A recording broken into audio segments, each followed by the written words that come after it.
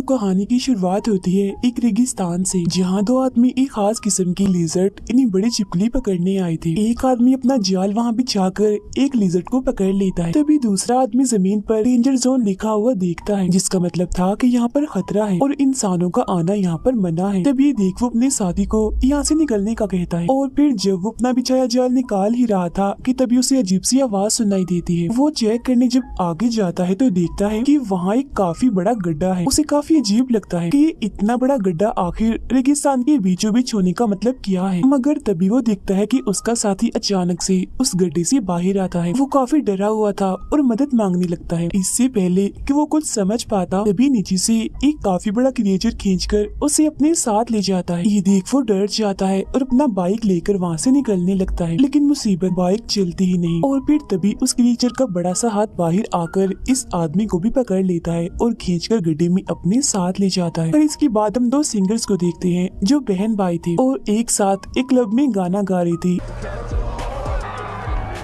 इनमें लड़के का नाम काओ था। फिर जब शो खत्म होता है तो काओ अपनी बहन से कहता है कि हम जो भी पैसे गाने गा गा कर कमाते हैं इतनी मेहनत से, उसमें से आधे से ज्यादा हिस्सा तो हमारा सीनियर ही रख लेता है, इसीलिए अब से मैंने उसके साथ काम करना बंद कर दिया है। उनकी बातचीत करने के दौरान ही वहाँ नशे की रोकथाम करने वाली पुलिस आ जाती है, जो पूरे क्लब में छापा मारती है और सभी लोगों को चेक करने लगती है कि किसी ने नशा तो नहीं किया हुआ। आखिर में उस सिंगर काओ पर ही इल्जाम लगा देते हैं कि और किसी का तो पता नहीं, मगर ड्रग फिलहाल तुमने लिया हुआ। हालांकि काओ उन्हें समझाता भी है कि नहीं, ऐसा कुछ नहीं है, मैंने कभी ड्रग को हाथ तक नहीं लगाया, मगर पुलिस उसकी बातों को यकीन नहीं करती। थोड़ा सोचने के बाद उसका शक अपने सीनियर पर जाता है, जिसके साथ उसने काम करना बंद कर दिया था। फिर अब काओ को जमानत पर छोड़ दिया जाता है। इनकी बातों के दौरान उसकी बहन के पास उनकी मॉम की कॉल आती है, जो बताती है कि आपके नाना की मौत हो गई है। जो सुन वो लोग अपने गांव जाने के लिए निकल जाते हैं अपनी मॉम से मिलने के लिए, जहां रास्ते में काओ अपने नाना के साथ गुजारा हुआ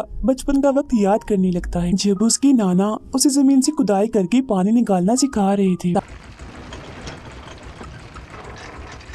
ताकि गांव वालों की पानी की जो तंगी है वो दूर हो सके। अब कुछ ही वक्त के बाद वो लोग अपने घर पहुंच जाते हैं और अपनी सारी फैमिली से मिलते हैं। तभी यहाँ एक लड़की जिसका नाम फोन था वो आती है, जो काओ की बचपन की दोस्त थी और अब वो एक काफी मशहूर यूट्यूबर बन चुकी थी। वो यूट्यूब पर वीडियोस डालती। काओ फोन से बात करने की कोशिश करता है, मगर वो उससे काफी नाराज थी और ठीक से उससे बात नहीं कर रही थी, क्योंकि आज 10 साल के बाद काओ अपने गाँव वापिस आया था। इस बीच उसने अपने दोस्त फोन से कोई भी राब्ता नहीं रखा। अब यहाँ से सीन चला जाता है काओ और फोन के बचपन में, जहाँ हम देखते हैं कि एक बार फोन के डैड काओ के नाना को वो लिजर्ड्स गिफ्ट में दे रहे थे, क्योंकि उन्हें काफी कीमती माना जाता है। ये लिजर्ड्स फोन नहीं पकड़ी थी, मगर काओ ये कहकर उन्हें पिंजरे से आजाद कर देता है कि हमें किसी को भी ऐसे कैद नहीं करना चाहिए। उसकी बात फोन को इतनी पसंद आ जाती है कि इनकी दोस्ती हो जाती है। फिर इसके बाद हम वापिस से मौजूदा वक्त में आते हैं, जहाँ हमें वही दोनों आदमी दोबारा से दिखाए जाते हैं जिन्हें हमने शुरुआत में भी देखा था। इन दोनों को दरअसल उसी क्रिएचर ने नीचे गुफा में कैद करके रखा हुआ था। तभी वो क्रिएचर वहाँ आ जाता है, जिसका साइज बहुत ही बड़ा था और वो काफी खतरनाक भी दिख रहा था। देखते ही देखते वो इन दोनों आदमियों को मार देता है। काओ अपने दोस्त फोन की यूट्यूब वीडियोस देखने लगता है, जहाँ फोन अपने 8 मिलियन फॉलोअर्स होने की खुशी में एक मुकाबला रखती है, जिसमें वो बताती है कि अगर कोई मेरे गांव की जमीन को खोदकर सबसे पहले पानी निकालेगा तो वो इस मुकाबले को जीत जाएगा और उसे बहुत सारा पैसा मिलेगा। ये बात काओ अपनी बहन को भी बताता है, जिस पर वो कहती है अरे वाह, तो फिर हमें भी इस मुकाबले में हिस्सा लेना चाहिए, जिस पर वो भी मान जाता है। जिसके बाद ही दोनों एक लड़के जो काओ का दोस्त होता है उसे भी अपने ग्रुप में शामिल कर लेते हैं। ये लोग वहाँ जाते हैं जहाँ पर फोन ने ये मुकाबला रखा था, लेकिन वहाँ पर तो पहले ही काफी सारे लोग आए हुए थे जिन्होंने इस मुकाबले में हिस्सा लिया था। सारे ग्रुप्स को एक नक्शा और एक फ्लेयर गन दी जाती है। फ्लेयर गन का इस्तेमाल उन्हें तब करना था जब वो पानी निकालने में कामयाब हो जाए। इसी बीच वहाँ एक काफी अमीर लड़का भी आता है, जिसका अपना काम भी जमीन के नीचे खुदाई करवाने का था। वो फिर फोन के पास जाता है ताकि इस मुकाबले में हिस्सा ले सके, मगर वो तो उल्टी उल्टी बातें करने लगता है उसके साथ। पर तभी काओ इधर आकर उसे रोक देता है, जिसकी फौरन बाद फोन फ्लेयर गन चलाकर इस मुकाबले को शुरू कर देती। सभी लोग पानी ढूंढने के लिए अलग अलग जगहों पर जाकर जमीन खोदने लगते हैं। जिस बीच दो आदमियों को शुरुआत वाली उन्हीं दो आदमियों की बाइक मिलती है जो उस क्रिएचर का शिकार बन चुके थे। वो दोनों फिर उस बाइक को लेकर आगे बढ़ते, मगर तभी वो क्रिएचर जमीन चीरते हुए इनके साथ साथ बाइक की स्पीड से दौड़ने लगता है और इनके पीछे पड़ जाता है, जिससे ये लोग डर जाते हैं और अपनी जान बचाने के लिए बाइक घुमा देते हैं। मगर वो क्रिएचर काफी चालाक था। वो इनके रास्ते के आगे एक काफी बड़ा गड्ढा बना देता है, जिससे वो दोनों जाकर उसमें गिर जाते हैं। उधर काओ और उसके साथी पानी ढूंढने के लिए आगे बढ़ रहे थे, मगर तभी उन्हें जमीन पर एक जगह कुछ प्लेट्स दिखती हैं, जिन्हें उल्टा करके रखा हुआ था। सभी प्लेट्स पर मंत्र भी लिखे हुए थे। जो देख काओ की बहन उससे पूछती है कि ये प्लेट्स यहाँ पर ऐसे क्यों रखी हुई हैं, जिस पर वो कहता है कि ये असल में एक काफी पुराना प्राचीन तरीका है पानी ढूंढने का। अगर जमीन के अंदर पानी होगा तो वो प्लेट में जमा होकर उसे अपनी जगह से हटा देगा। उनकी बातचीत के दौरान वहाँ एक दूसरा ग्रुप आता है जो पास ही में खुदाई कर रहे थे, जिनमें से एक आदमी काऊ के ग्रुप से कहता है कि ऐसा माना जाता है कि इस जगह पर एक काफी बड़ा मॉन्स्टर रहता है जो बहुत ही ज्यादा खतरनाक है और उससे बचने के लिए ही इन प्लेट्स को यहाँ पर रखा हुआ है और मंत्र भी इन पर लिखे हुए हैं। उसकी इस बात पर काऊ को जरा भी यकीन नहीं होता, जिसके बाद वो लोग आगे बढ़ते हैं। अब यहाँ शाम हो गई थी। गाड़ी में अपनी नाना का एक काफी पुराना नक्शा मिलता है, जिसमें उसकी नाना ने एक पहाड़ के पास निशान बनाया हुआ था। काओ जब उस नक्शे को फोन के दिए हुए नक्शे से मिलाता है तो देखता है कि उस नक्शे में ऐसा कोई भी निशान नहीं है। जो देख ये तीनों समझ जाते हैं कि जरूर इस पहाड़ के पास हमें पानी मिल सकता है, इसीलिए अगले ही दिन ये वहाँ जाने का फैसला करते। शाम होने की वजह से बाकी लोग यहाँ से जा रहे थे, मगर इनमें से 3 लोग रात यहीं गुजारने का फैसला करते हैं। जिनमें से एक आदमी जब साइड पर जाता है तो तभी वो क्रीचर उड़ता हुआ इसके पास आता है और उसका सर ही काट कर जिस्म से अलग कर देता है, जो जाकर उसके साथियों के पास गिरता है, जिसे देख उनके होश उड़ जाते हैं, काफी डर जाते हैं और अपनी जान बचाने के लिए वहाँ से भागने लगते हैं। मगर तभी वो बड़ा सा क्रिएचर इनके सामने आता है। तब यहाँ हमें पता चलता है कि ये क्रिएचर और कोई नहीं बल्कि बिग लिजर्ड है, जिसका साइज इतना बड़ा हो चुका है वो अब इन दोनों आदमियों को भी मार कर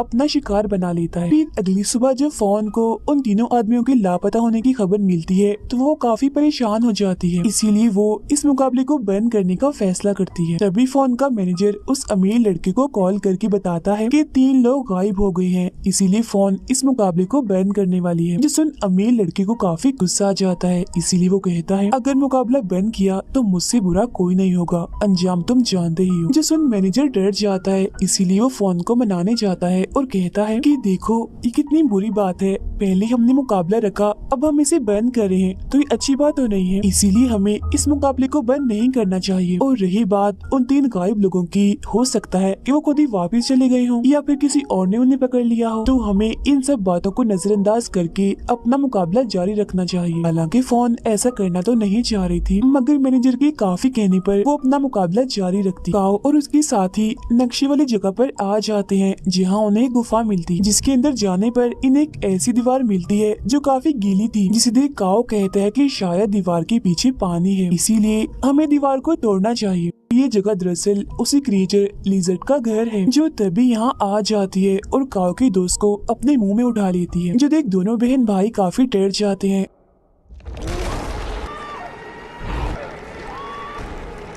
और अपनी जान बचाने के लिए गुफा से बाहर आ गए थे। फिर वो बाकी लोगों के पास जाकर सबको इस क्रिएचर के बारे में बताने लगते हैं, मगर कोई भी इनकी बातों को यकीन नहीं करता। अगले ही पल वो क्रिएचर नीचे से जमीन फाड़कर एक आदमी पर हमला कर देता है और उसी आधा नीचे से पकड़ लेता है। फौरन बाद खींचकर वो उसे भी अपने साथ ले जाता है। अब ये देखकर तो सबके होश उड़ गए थे, उन्हें अब काओ की बातों पर यकीन हो गया था, तो वो अपनी अपनी जान बचाने के लिए यहाँ से भागने लगते हैं। काओ की बहन और वो अमीर लड़का कैसे भी करके ट्रक में आकर छुप जाते हैं, मगर मैनेजर अंदर नहीं आ पाता, वो बाहर ही रह जाता है। जहाँ तभी वो क्रिएचर आकर उस पर झपट पड़ता है और एक ही झटके में उसे मार देता है। इसके बाद वो क्रिएचर अब काओ और फोन के पीछे बढ़ गया था, जिससे बचने के लिए वो दोनों भागने लगते हैं। तो वो क्रिएचर भी तेजी से भागने लगता है, लेकिन तभी वो दोनों भागते भागते एक गड्ढे में गिर जाते हैं। अब ये देखकर काओ की बहन अपने भाई की जान बचाने के लिए ट्रक का हॉर्न बजा देती है, मगर फिर जैसे क्रिएचर वहाँ आता है तो काओ की बहन और वो अमीर लड़का नीचे होकर छुप जाते हैं, जिससे वो क्रिएचर इनके ट्रक के पास आता तो है, मगर इन्हें वो नहीं देख पाता और चुपचाप वहाँ से चला जाता है। उधर काओ और फॉन को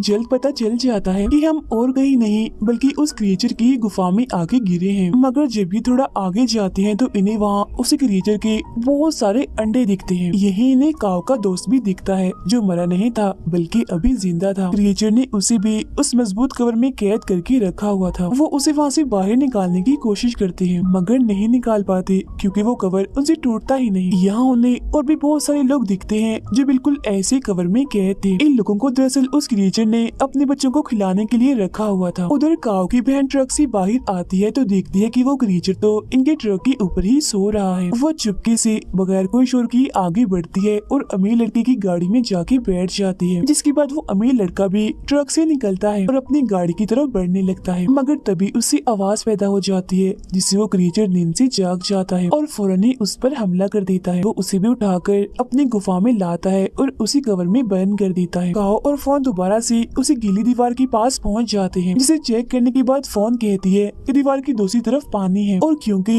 ये लिजर्ड क्रिएचर है इसलिए शायद इसे पानी पसंद नहीं होगा तो उसने पानी से बचने के लिए ये दीवार बना। फिर इसके बाद ये दोनों उस गुफा से बाहर आ जाते हैं जहाँ इन्हें कुछ लोग दिखते हैं तो ये उनके पास चले जाते हैं मगर तभी वो क्रिएचर बड़ी स्पीड में आता है और पलक झपकते ही वो बहुत सारे लोगों को अपना शिकार बना लेता है, उन्हें मार देता है। वो फोन को भी देख लेता है और उसे पकड़कर अपने साथ ले जाता है। अब यहाँ काओ फ्लेयर गन चला देता है जो देख उसके पास सिर्फ एक ही ग्रुप आता है जो वही था जिसने काओ को उन प्लेयर्स और क्रिएचर के बारे में बताया था। अब कुछ वक्त के बाद यहाँ काओ की बहन भी आ जाती है। वो लोग एक प्लान बनाते हैं जिसके बाद काफी तेज गाने बजाने लगते हैं। जो आवाज सुन वो क्रिएचर जमीन फाड़कर थोड़ा सा बाहर आता है और सब पर धाड़ने लगता है। वो लोग ये देखकर उसे चारों तरफ से घेर कर उस पर हमला कर देते हैं। जो देख वो क्रिएचर दोबारा से अपनी गुफा में चला जाता है। काओ की बहन कुछ लोगों के साथ उसी गुफा के अंदर जाती है जहाँ वो उन लोगों की मदद से कवर में फंसे हुए सभी लोगों को बाहर निकालती है। लेकिन वो जो अमीर लड़का था वो गुफा में से कहीं गायब हो गया था जिसे ढूंढने के लिए फोन चली जाती है। अब उस अमीर लड़के ने अपने साथ एक बॉम्ब ला रखा था जिसे ये लोग उसे गीली दीवार में लगा देते हैं। जिसके बाद काओ उसका रिमोट लेकर फोन और उस अमीर लड़के को ढूंढने के लिए गुफा के और अंदर चला जाता है। उधर फोन अमीर लड़के को ढूंढ ही लेती है मगर जब वो यहाँ से जाने लगते हैं तो वो क्रिएचर इनके सामने आ जाता है जिसे देख अमीर लड़का फोन को वहीं छोड़कर सिर्फ अपनी ही जान बचाने के लिए वहाँ से चला जाता है।